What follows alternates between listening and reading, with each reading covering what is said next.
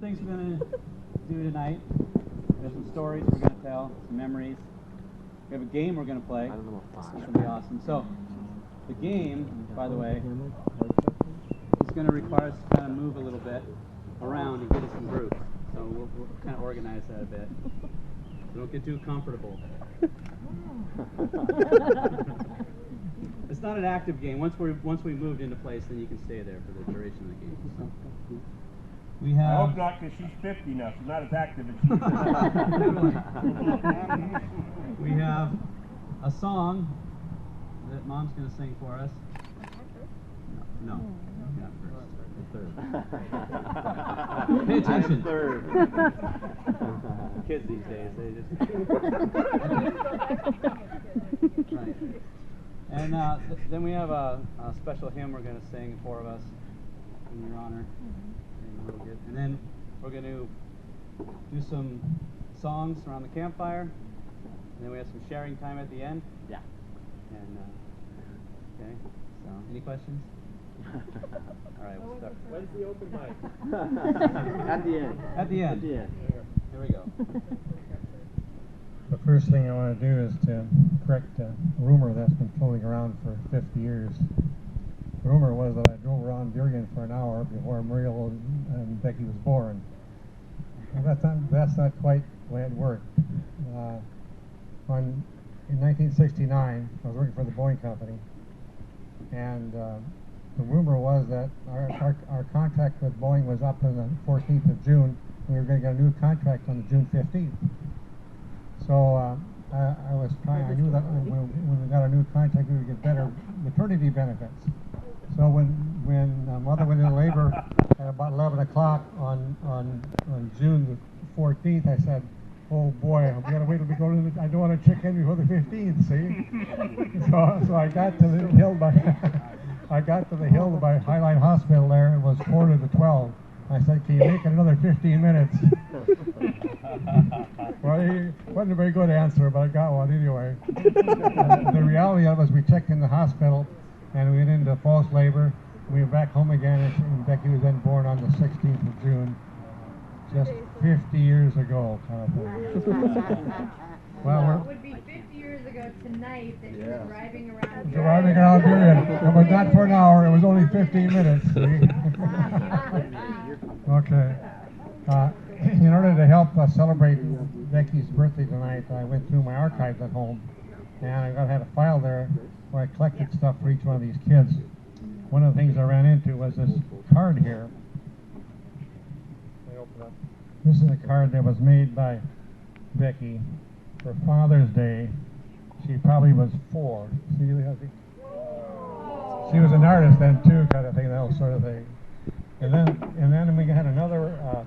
We ran another card here when we were celebrating our 18th anniversary here, and Grandma's going to read what it says inside for this card. All these ones are like capital ones. You can see them there. It says, "This number $1 bill stands for the one life you share, the number 1 parent you are, the parents, the number 1 in front of the number of your wedding anniversary 8, and the number 1 kid you have, me. Love always, your number 1 kid, Becky." Thank you. I read in a couple other things too. One was a program wherein Becky was in high school. She had the lead part of Mary and Joseph as a great big Christmas pageant there at Coachella Christian University. And secondly, I got a program here from the 1969 Seafair Parade, where 87 Seafair Parade, where Becky was Miss Des Moines. She practiced her way all the way across Seattle there. Miss Des Moines. Wow. Yes, very good. Okay, this is a Seattle Seafair Scholarship Program, and in here is a picture of Becky, and when she was in Seafair. It's really cute. You'll have to look at it. Pass it around. All this stuff gets passed She around. was in the street fair. Oh, wait. They don't believe you. Yeah, Louis.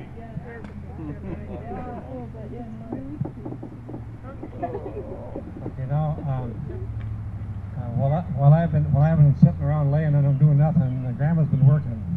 She's got a song here she wants to sing for Becky. It's to the tune of There Was an Old Woman Who Swallowed a Fly. There was an old woman who... Is this on? Yep. Yep.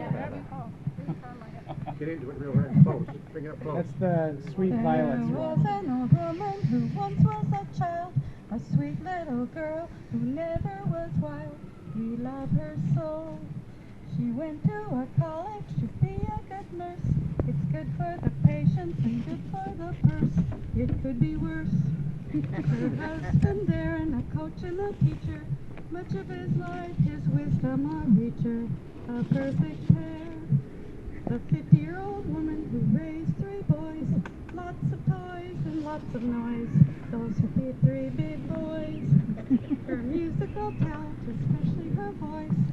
The pageant, school choir, and church was her choice. We love her voice. Now Becky, the mother, the nurse, and the wife, we wish you many more years of your life. To spread your love, we love you so. All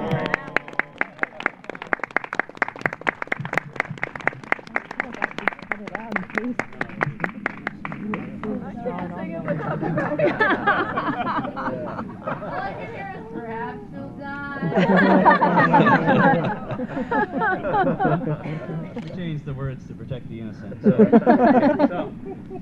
all right, we're going to play a game now. So the way this works is this party game. We don't have to organize ourselves in a by age. Okay, so folks that are we got to split us. We got to have some more senior folks with some younger folks and middle-aged folks kind of on a team. So we're going to have some teams. How many people do we have here tonight? Roughly about 20 or so. So how about 3 teams? So we're going to get in 3 groups, okay? 3 groups, and so without divulging your age, if you're 80 and above, raise your hand. We got how many? 2? We don't know something? Yeah. Okay. Okay, so you 2 need to be on separate teams. 70 and above? Okay, there you go. Okay. So split yourselves up on 1 on each team. Okay. 60 on down. So that's where it's going to work. So our game is called Jeopardy 1969. Oh, I like it. So that's why we're going to split you guys up, because some of you actually lived through the 69 year, right? Okay.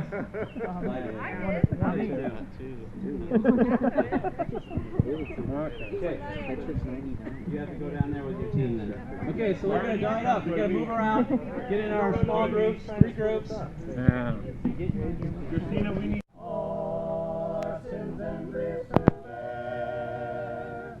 What a privilege to carry everything to God in prayer.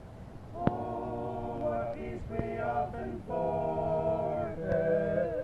Oh, what needless pain we bear. Oh, because we do not carry everything to God in prayer. Every trials and temptations, is there trouble anywhere?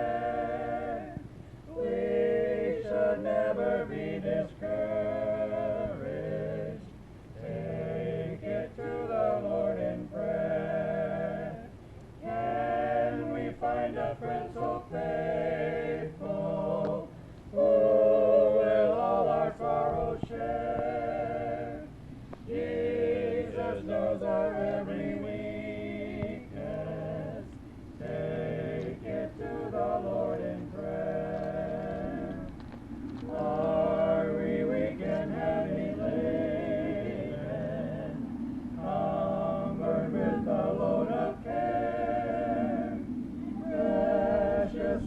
are still our refuge. Take it to the Lord in prayer. Do thy friends despise forsaking? Take it to the Lord in prayer. In his arms he'll take and shield thee. Thou wilt find a solace there. Yeah.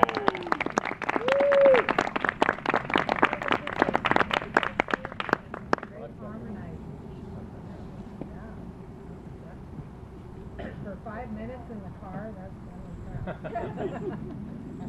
Well, we went through one. Dan wasn't in the car. Did you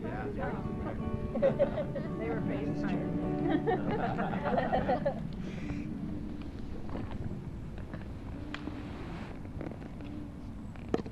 Beautiful Savior, King of creation, Son of God and Son of Man.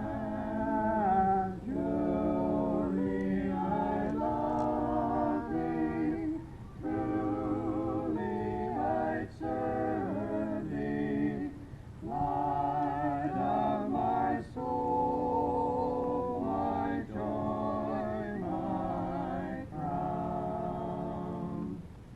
Fair are the meadows, fair are the woodlands, robed in flowers of blooming spring. Jesus is fairer, Jesus is purer, he makes our soaring spirits sing.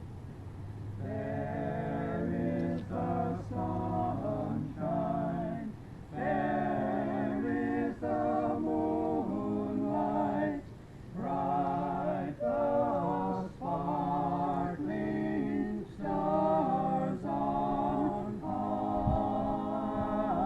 Jesus shines brighter, Jesus shines purer than all the angels in the sky.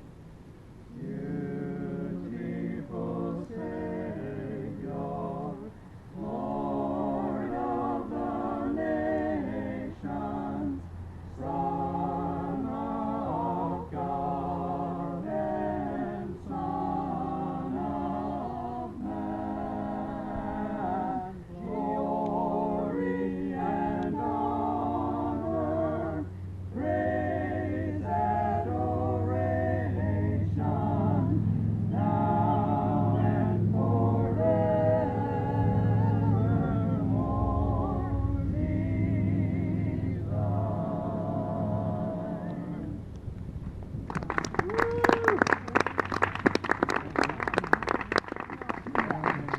Smoking. Together with ones off the side are not burning.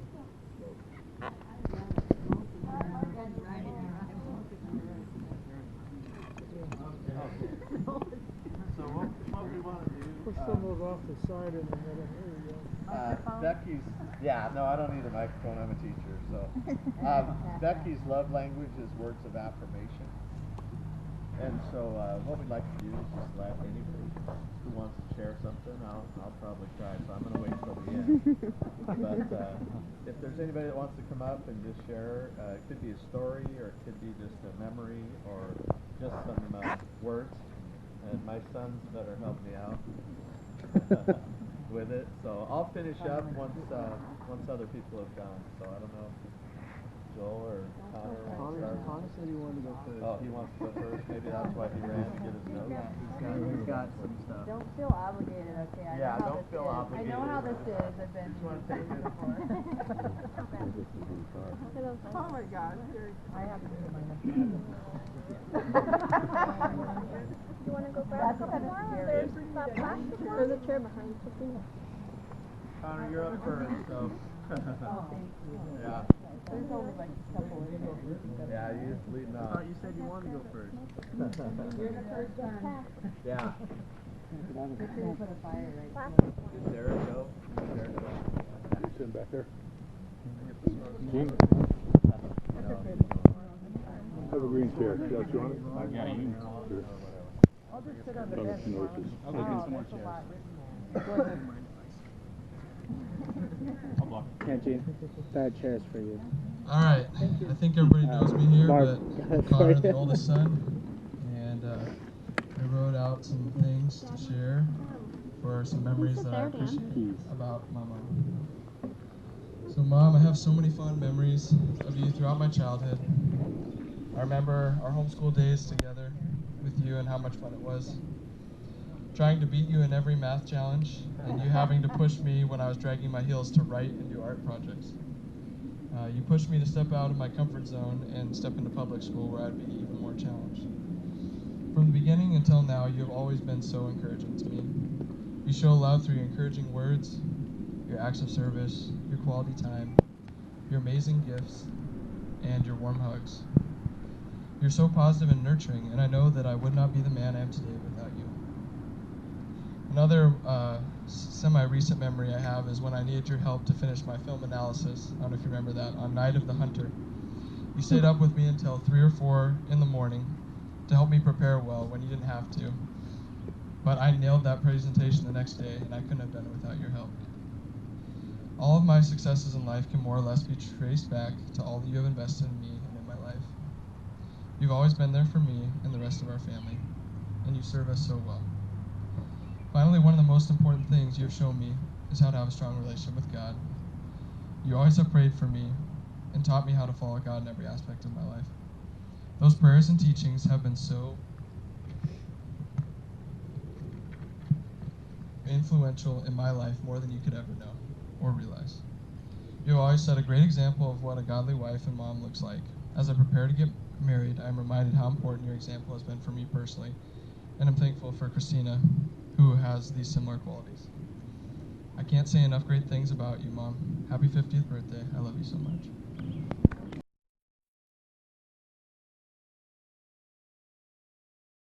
Follow that. That was great. Bad move. That's my Bad move, Joel. But I'm Joel. I'm the second son, the second Billy Goat Gruff, the second bear, or whatever you want to know it as. So, Mom, I want to take a moment today to thank God for the blessing that you've been for me, for being such an amazing mother. Someone who makes sure that no matter how far away you go or how busy you are, that you're taken care of, supported, encouraged, being kind to people, not wasting your money, eating 2 servings of vegetables a day, washing your sheets, asking women out to coffee, and not making stupid decisions. Someone who teaches you about music and nursing, but also how to smile, speak, dance, work hard, adventure, reach out, and love. Someone who encourages you to run faster, ask more, dig deeper, look harder.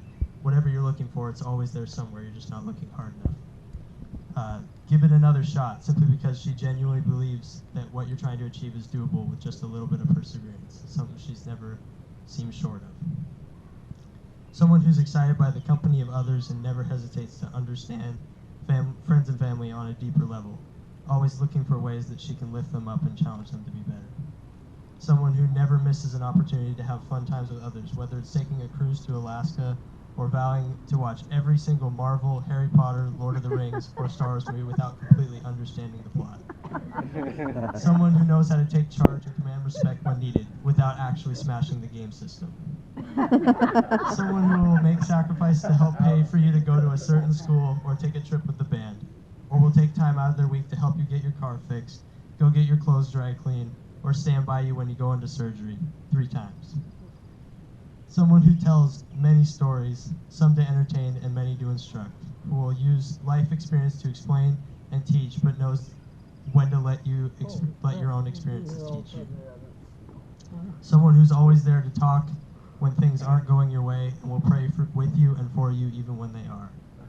Someone who does everything for a purpose and glorifies God in both success and failure. Someone who's quick to forgive and makes you feel loved. Someone who moves to bless and serve anyone around her before herself. Thank you, teacher, mentor, mother, and friend. Happy 50th birthday. I love you very much.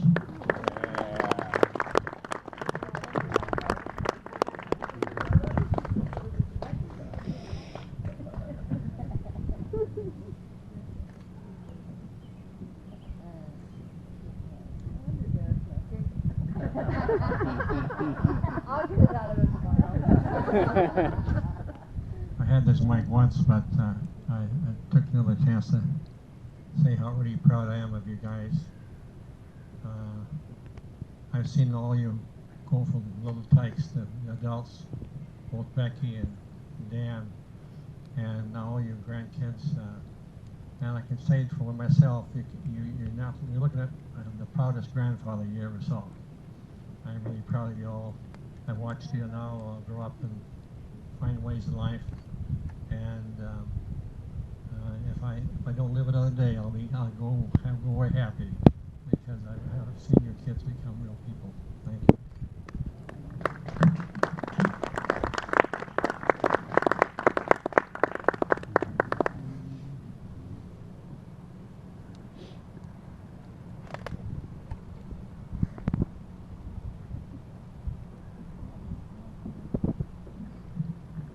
I don't have anything prepared because I didn't know this was happening. But Well, good for you getting up there and prepared. I'm proud of you. just like listening to what Connor and Joel were saying, just like made me think of all the ways that those things are true, and just how every time we spend time with and I spend time with you, it's just always a joy, and you were just so loving and nurturing, like they're saying, and funny and relatable, and you always make people feel like comfortable and understood, and it's just always great to spend time with you. And we could not see each other for months or even years or weeks, and we'd get together and have a good time and tell stories and have fun. So that's always awesome. And love you and happy birthday. Yeah, okay. Well, let's do that.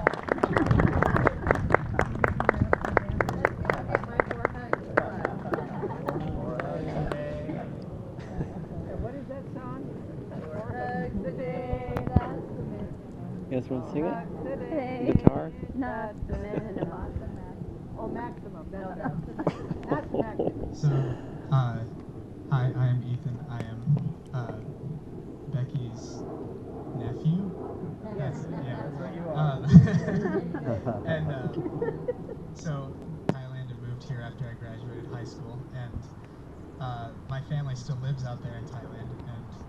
And sometimes, you get a little lonely, and you desire that parental connection that you have with your parents. And Aunt Becky has been one of those people who has very graciously opened, and the whole Wallstrom and Mott clan have opened up their home and let me come over and hang out and sleep on their couch and eat their food, and just shows so much love to me, and I couldn't be more grateful. I wanted to share one of my favorite memories I have with Aunt Becky when I first moved here. I think we were picking up some supplies for something Derek was doing band related, and we had to go to a sports store or something, and it was the first time I'd ever been in a car ride with just Aunt Becky, and so we talked a lot about it. And the first thing she asked me when we got in the car was, so have you ever drank alcohol? And I hadn't even told my parents that at that point. So, but I felt very compelled to be honest about it, and I said, yes, yeah, I've consumed the alcohol occasionally. And I was expecting maybe a reaction, but there wasn't one. It was just, okay. And I was like, oh, she was very cool about that.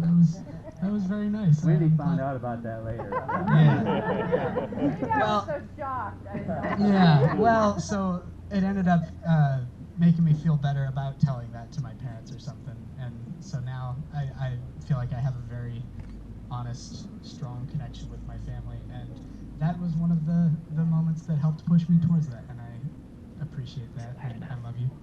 Thank you very much.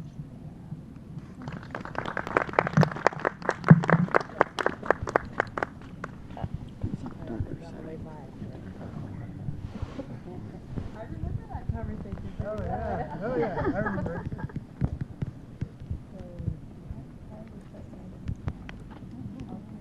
Anybody else want to share before I close out? Oh, go ahead. He's family. Wait, I am too. Well, I also have nothing prepared, but I'm gonna wing it. 'Cause that's what we do. So, first of all, I got to get one story out of the way from Wendy. So she asked me to tell a funny story about kids growing up because they used to sleep in the same room, in the same bed. Even. I won't tell that one. I'll tell the other one. Apparently they were in the same room and they had opposite beds on the side of the walls. And what Wendy decided to do one day was to put tape in the middle of the room, right down the middle of the room, and said, "This is my half. This is your half." So. And I just said, okay, I did whatever she wanted. Did whatever she is. So yeah. That sounds so unlikely. That was the DMZ zone right there. Well, was that because I was did she say why? Because I was a slob or what? I'm not going to go there, really. You have to pick that up with her.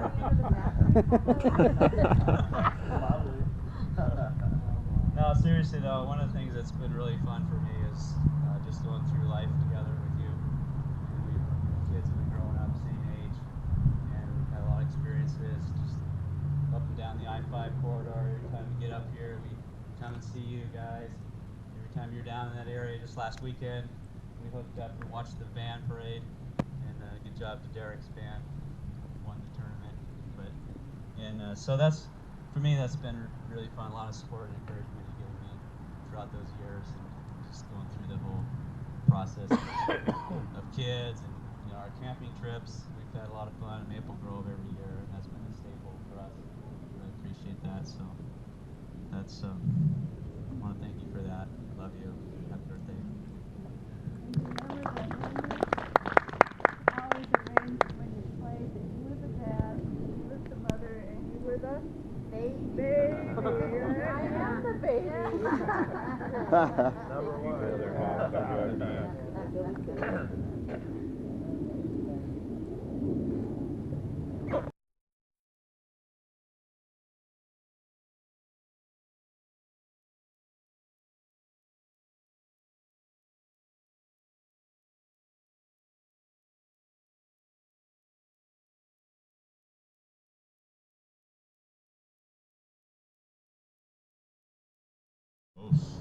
We didn't even like each other. And I married into the Wallstrom clan.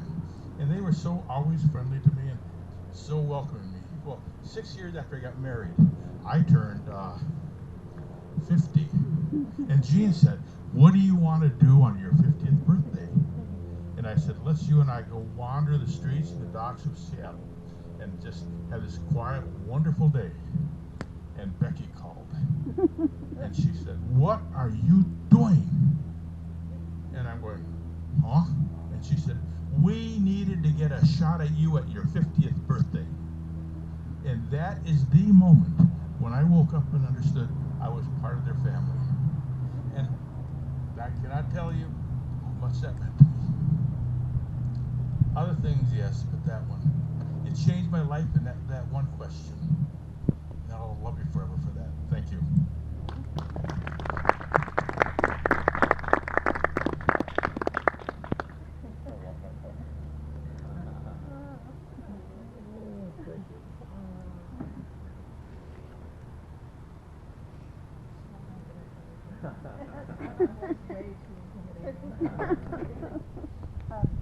Can you hear me? So, I promise I won't preach, but I do have a Bible verse that I've been thinking a lot about because our relationship has sort of always been stemmed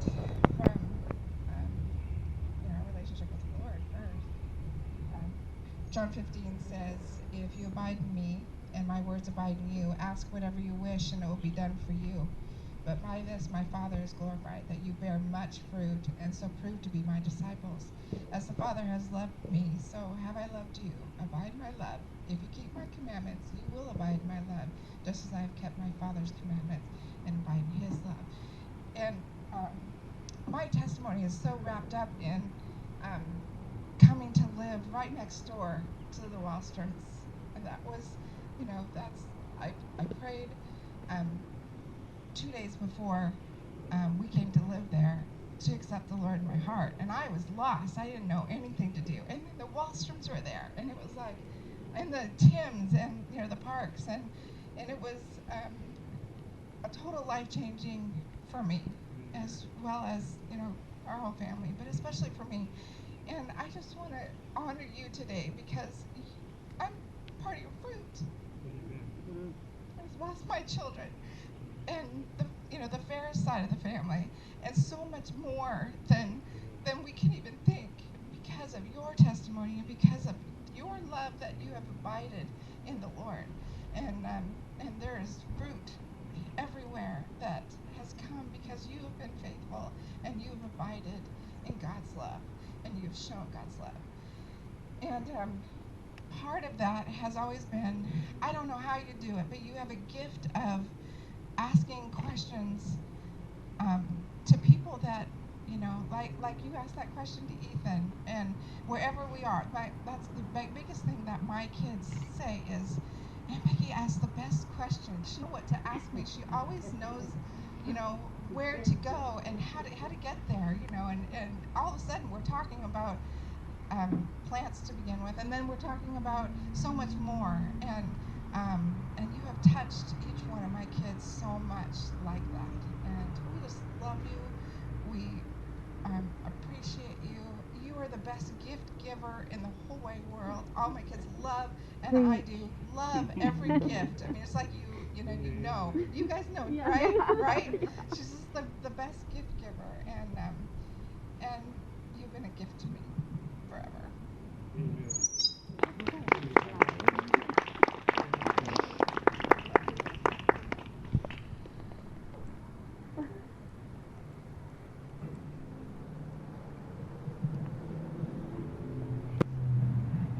So I want to echo the gift-giving statement.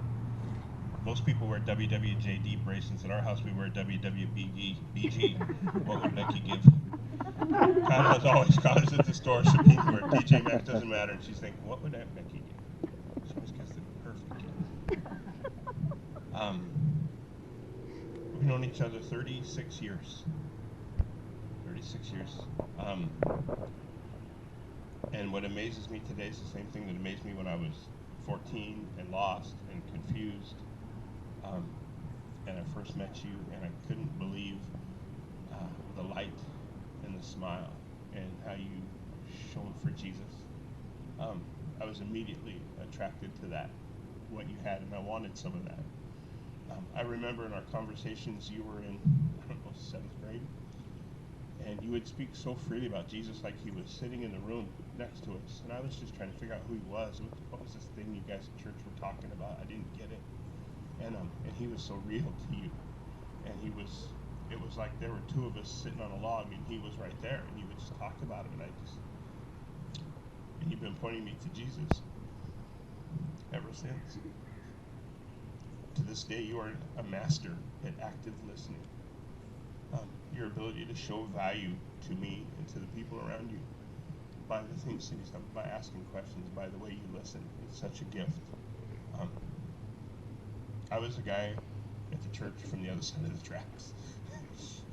I remember when Mary Alice Tim was telling Cindy, stay away.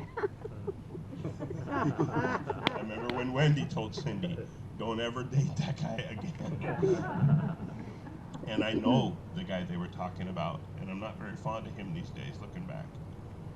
And it was good advice, but you didn't heed it. You know my worst secrets? At 51, I've got a lot of baggage. You've seen me at my worst.